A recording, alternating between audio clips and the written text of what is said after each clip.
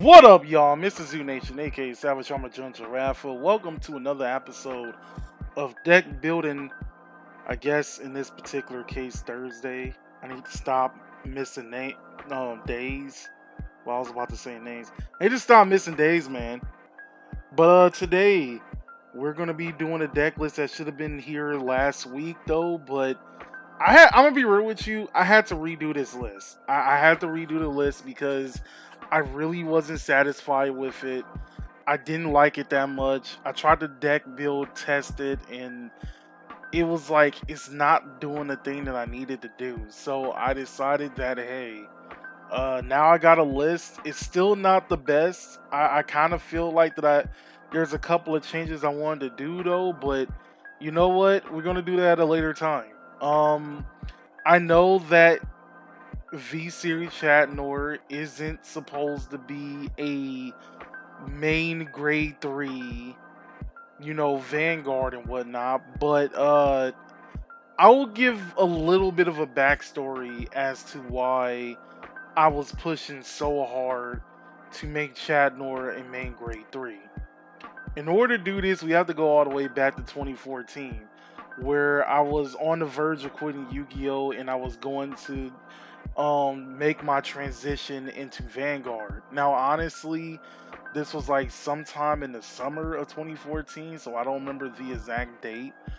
But I decided, like, one of my friends, which is on the channel, his name is the collector 5471 and whatnot.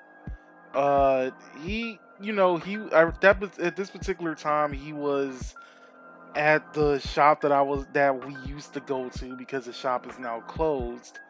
Um, he started working there for like a small portion of the time, and he was trying to get people into the game of Vanguard. So he offered me up something. I was like, okay. Uh, at this particular time, I was playing a Tanuki deck in Yu-Gi-Oh! If anybody remembers, or AKA like the English version, the Baby Raccoon deck.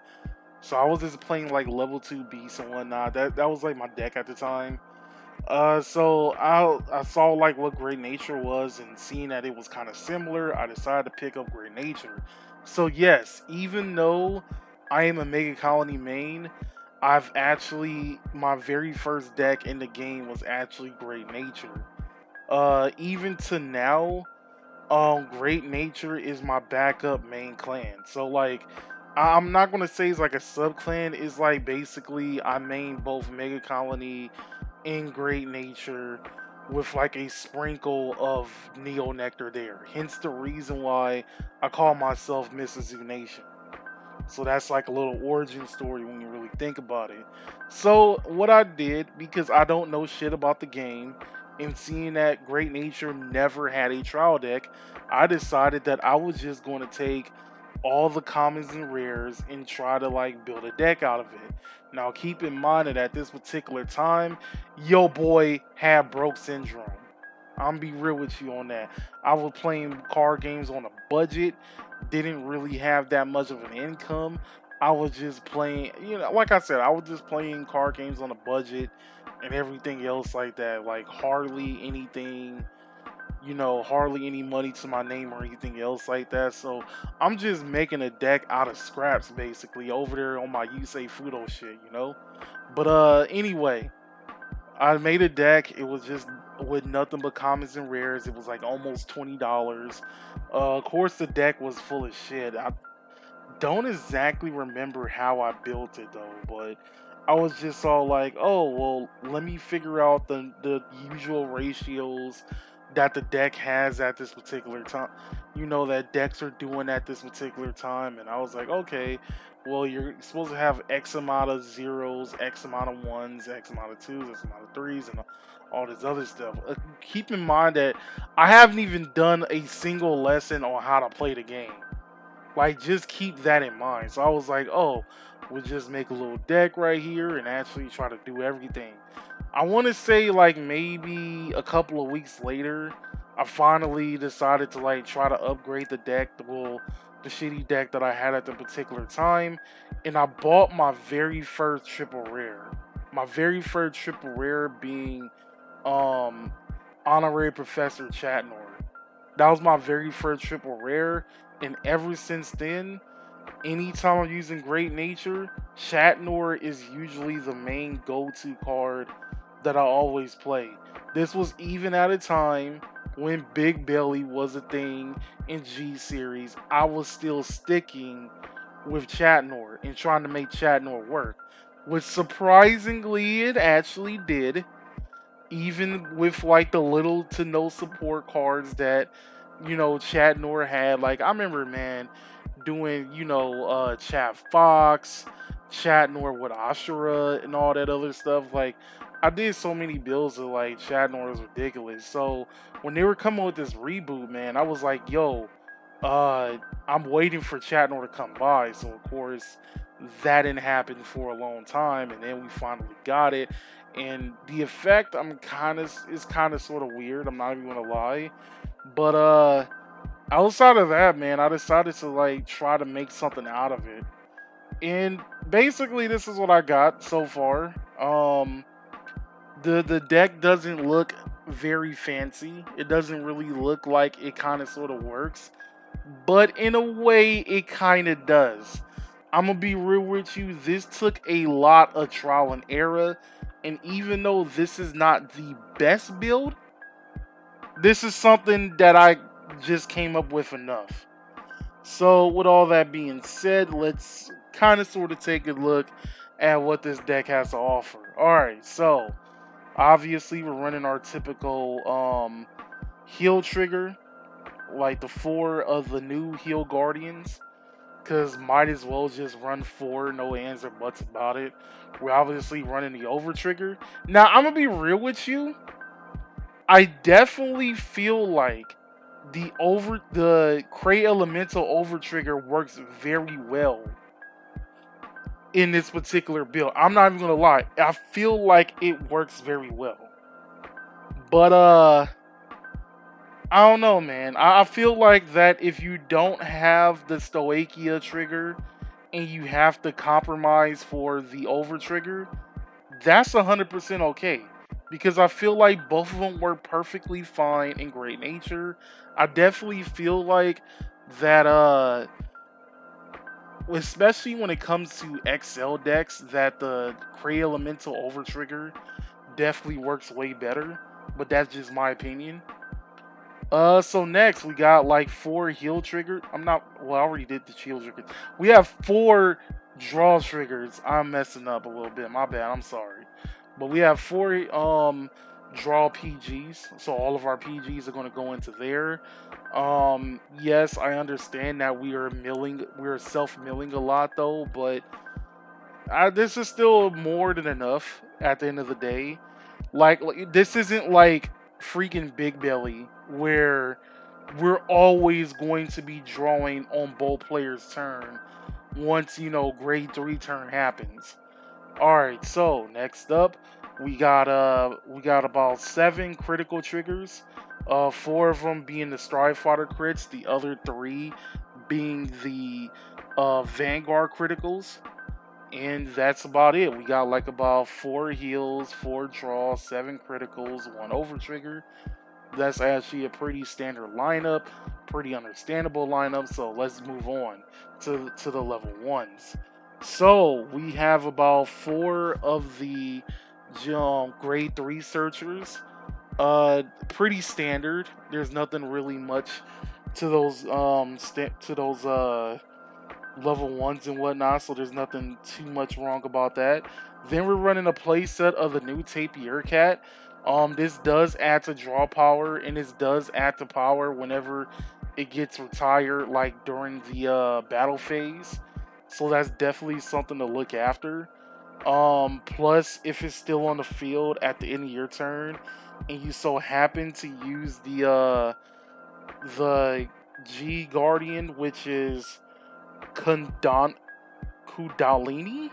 Kundalini, the original, like the very first one, then obviously you're able, once he like gets retired, you draw a card. Once he gets retired, you draw a card from using his ability, and then countercharge one, so that's pretty much it. So that's the reason why he's in the deck. He works pretty well. Plus, he is a cat, so it definitely works a lot better. Then we have three stamp Sea Otter. He cannot be retired by card effects, which is actually pretty good because sometimes, well, not all sometimes, but all the time, Chatnoir and like Compass Lion, they all like retire. So they all retire what they chose during the end phase, you know.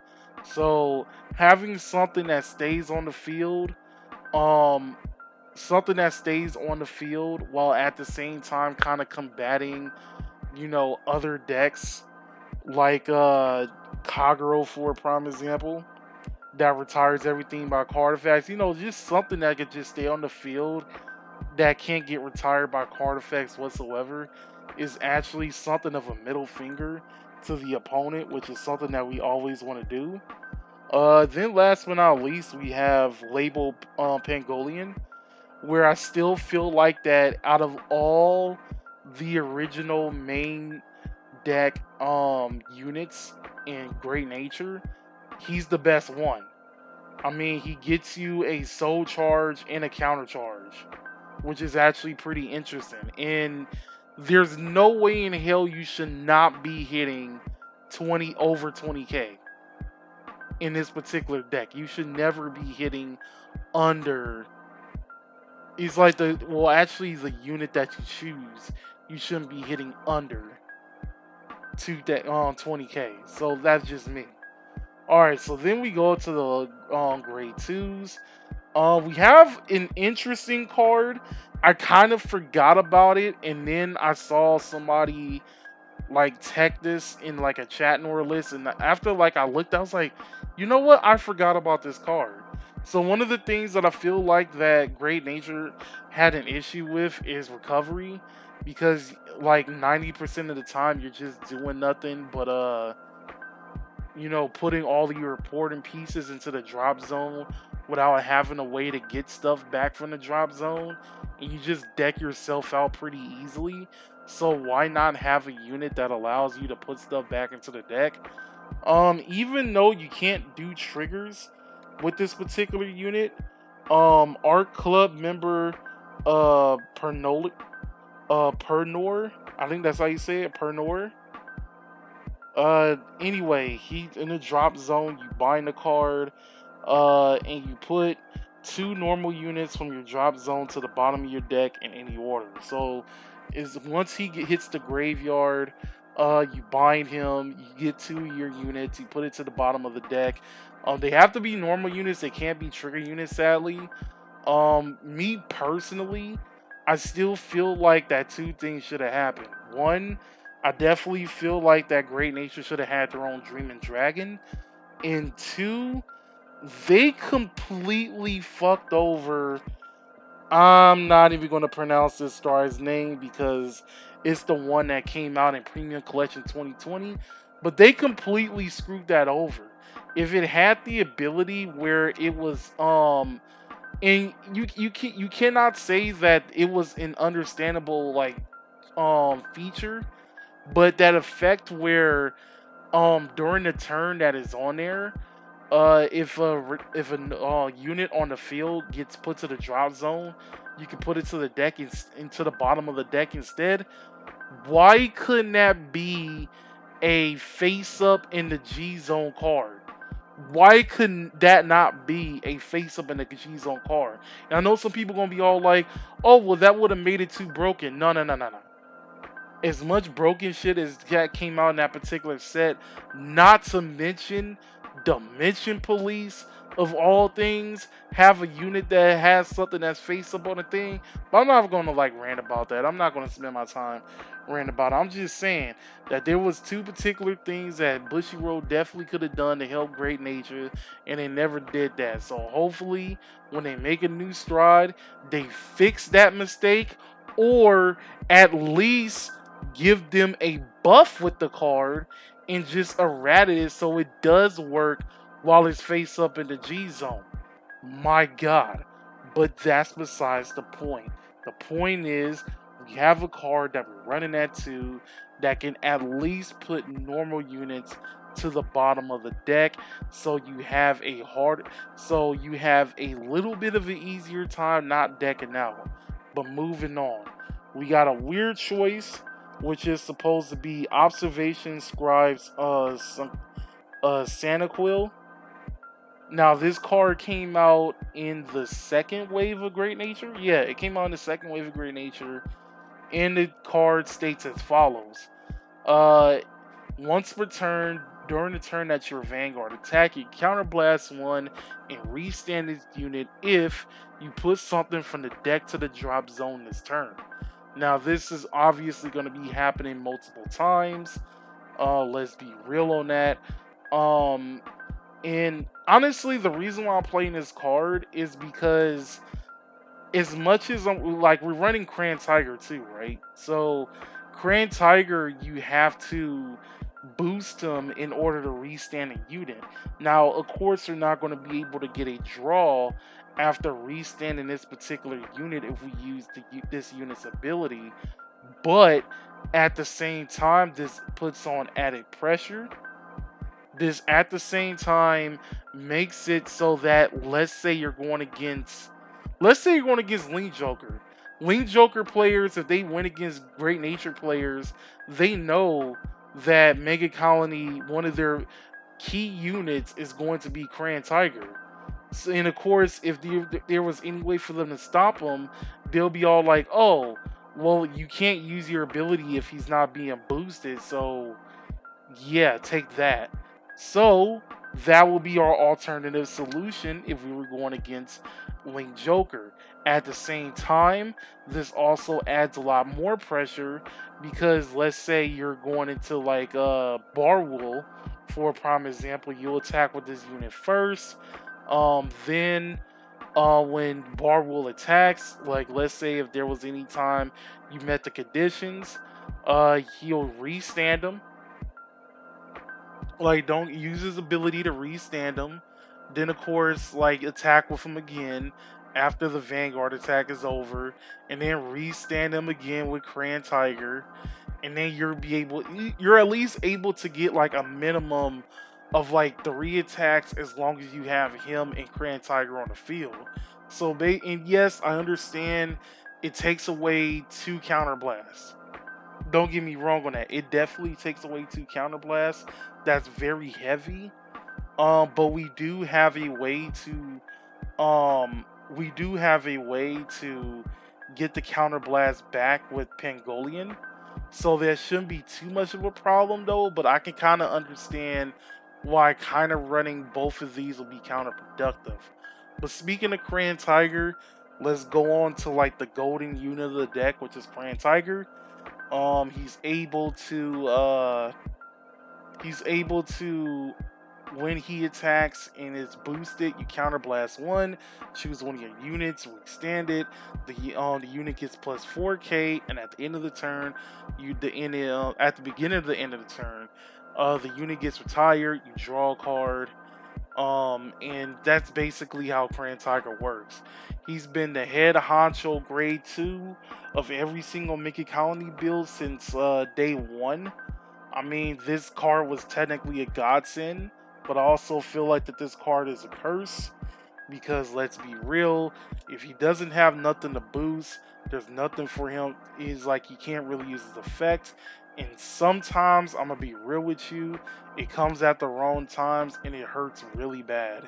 So yeah, despite Cran Tiger being a very good unit, you can obviously see some of his like worst traits, which is pretty understandable. But last but not least, we have Compass Lion that has the exact same effect, word from word, as the original Compass Lion, but the only difference is he is a 13k instead of an 11k. Obviously, he's going to be the main grade 2 you ride into. Let's be real about that. No ands or buts about it. But outside of that, he's just a huge beat stick. He helps with retiring units, so you can retire your Tapier Cat, or if you have here's the thing: you have to retire a unit, And if you so happen to have a unit that you want to stay on board, but you also have Stamp Sea Otter, you just choose Stamp Sea Otter and it'll count towards the retirement, but because he can't be retired by card effects, he'll just act like a substitute, basically at the end of the day.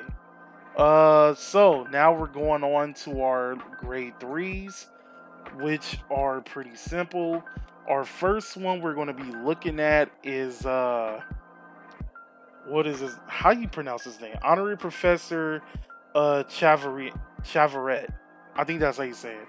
So Honorary Professor Chavaret. He is both. He has 2 Vanguard skills. First one being when he's placed on a Vanguard circle, you discard units up to the number of grade 3 or higher. And you can search for 2 honorary cards of Honorary Professor in their card name and add it to hand.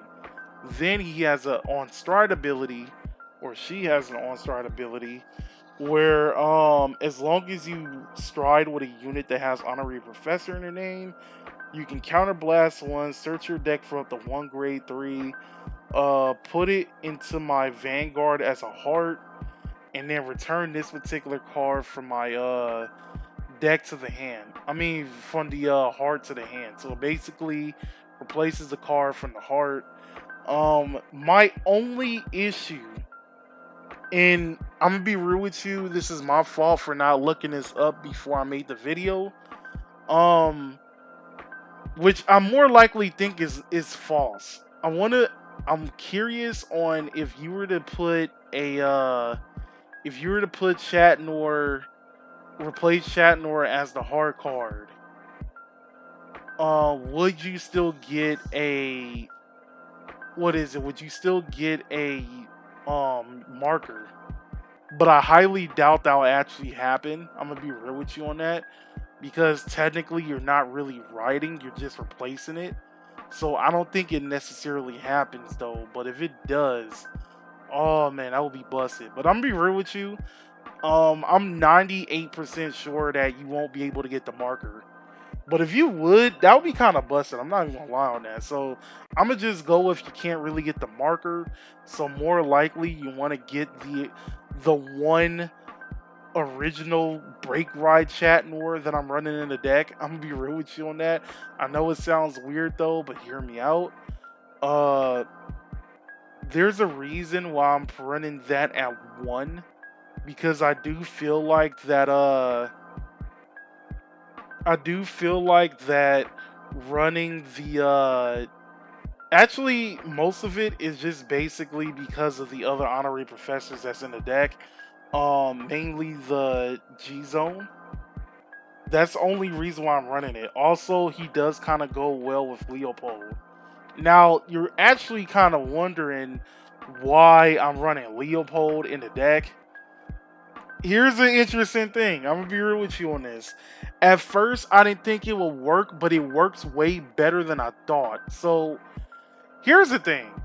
Ever since we got Isabel, ever since we got the second Isabel, like Leopold had just been completely thrown out the deck. But I'm gonna be real with you on this. Leopold in premium format actually is pretty decent. I will admit that. The fact that you're able to like ride on him and then have the possibility of filling up your whole field because of his effects. Not to mention that you're also getting free units from the deck that doesn't come from the hand. So that's actually something pretty decent to actually look at. Not to mention that seeing that you're going to be riding over Chatnoir, the break ride Chatnoir, you not only get the break ride effect, but you're also not going to be really you're not really going to be wasting the second ability that allows him to get plus 12k in a critical. Like, because you're not wasting all that, because everything comes together, Leopold works perfect in this deck. It really does. At first, I was originally trying to see if the Big Belly alternative grade 3 works that came out in set 11, Flow Panther. I was like thinking that might work, because that would give him his individual power and that would actually do everything else. But it turns out it doesn't really work that well. So I decided that, hey, maybe let's try Leopold to see what he does. And it works perfectly. It flows very perfect. You also got to remember that the V series Chatnoir also has a similar effect to him when it comes to the gotcha mechanic. So yeah, overall everything comes together at the end of the day. For those who don't remember, when he's on place, you're basically use the gotcha mechanic to self-mill yourself. Depending on what it was, you get follow on abilities. If it's a normal unit, you're able to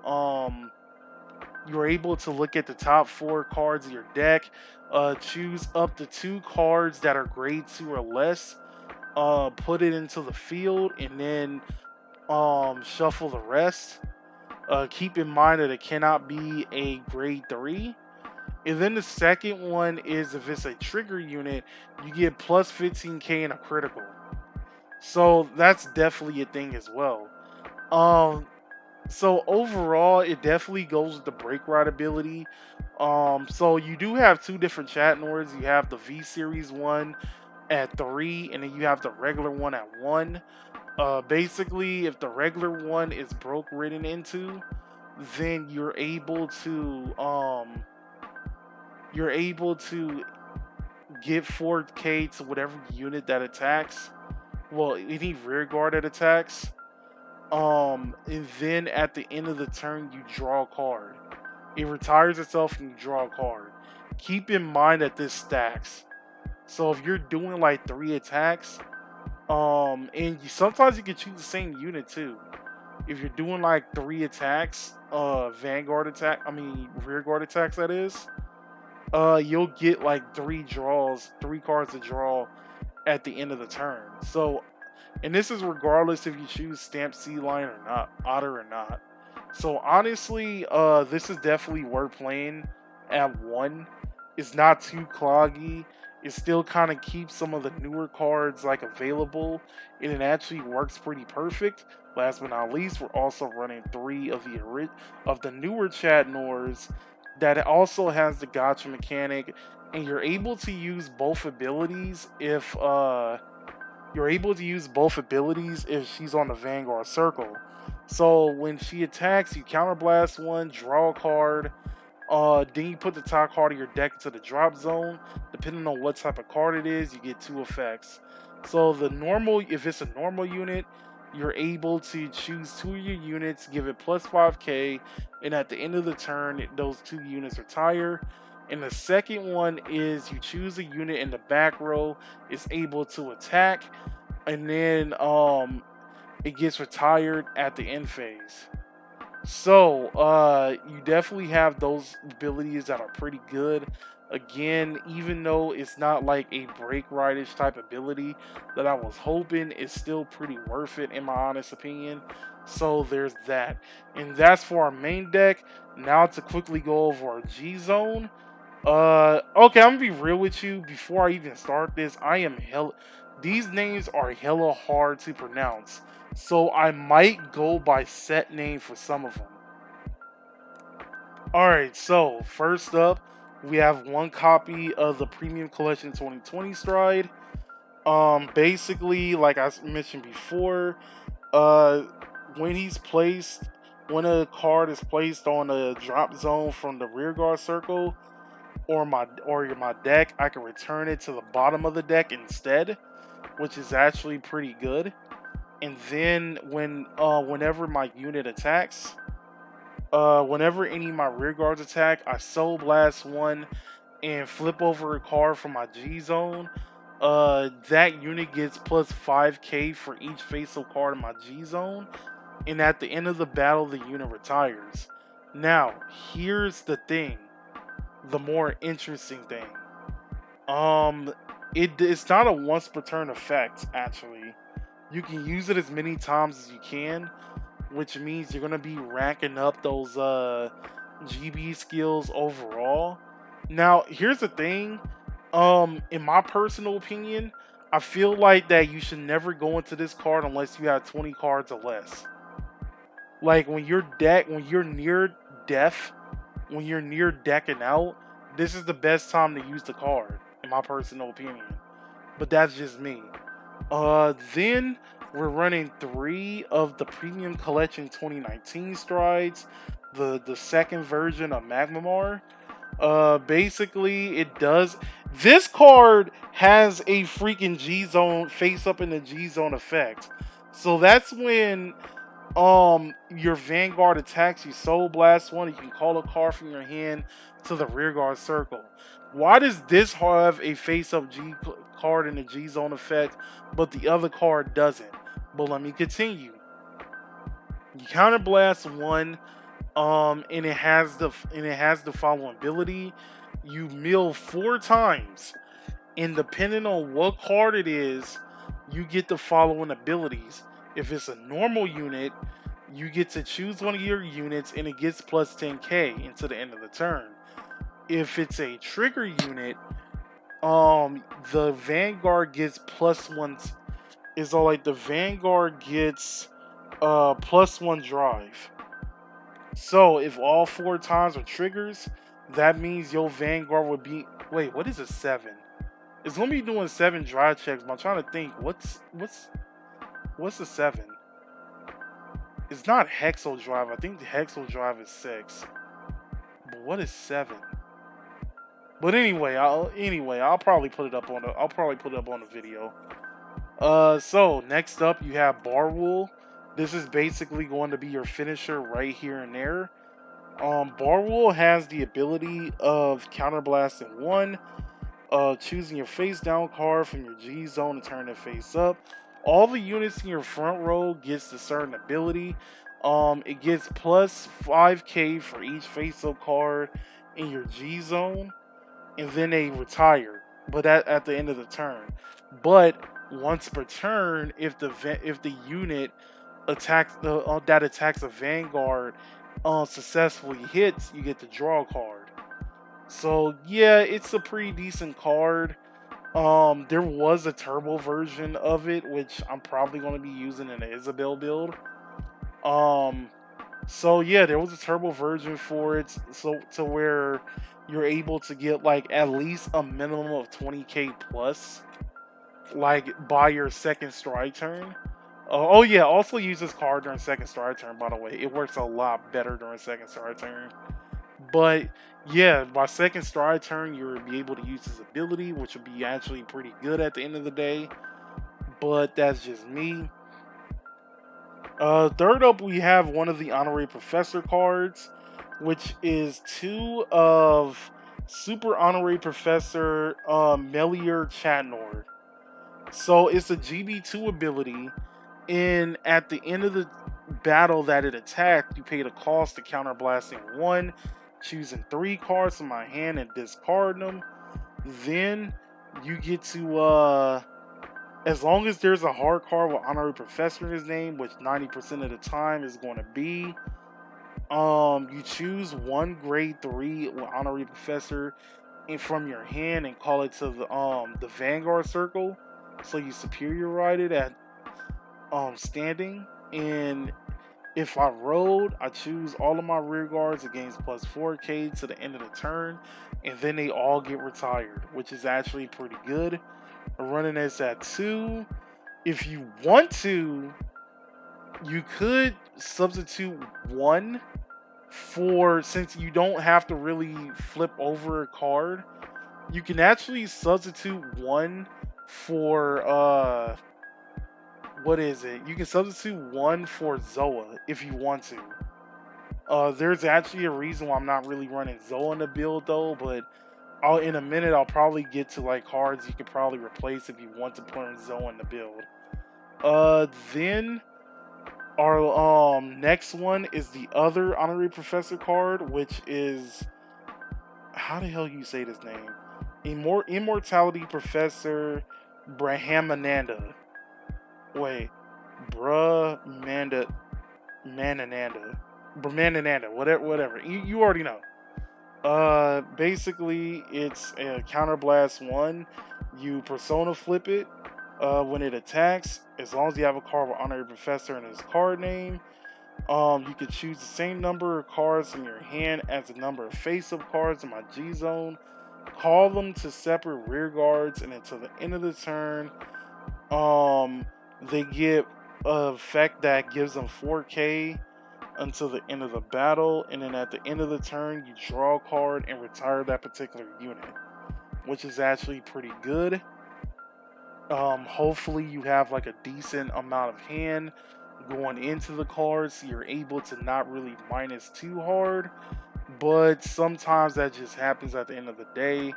The last regular card that you're running is going to be Catsif. Again, this is another card that requires you to have Honorary Professor in its card name. Basically, you have the ability of when it attacks, you choose a unit, it gets 4K to the end of that until the end of the turn. When it gets retired, you draw a card. At the end of the turn, you retire the unit and you draw a card. So it's basically kind of sort of all the same effects all around when it comes to the Honorary Professor cards. Last but not least, we have our G Guardians, which is not that very high. We have about 3. 2 of them are running at 2 each, and 1 we're running at 1. So let's get on to the one that we're running at 1 first. So it's basically Shelter, Harris, Spangled. So it's the Unflipper G Guardian. So you have to be at GB1 in order to use this. You counterblast 1. Flip over a G Guardian from the G zone.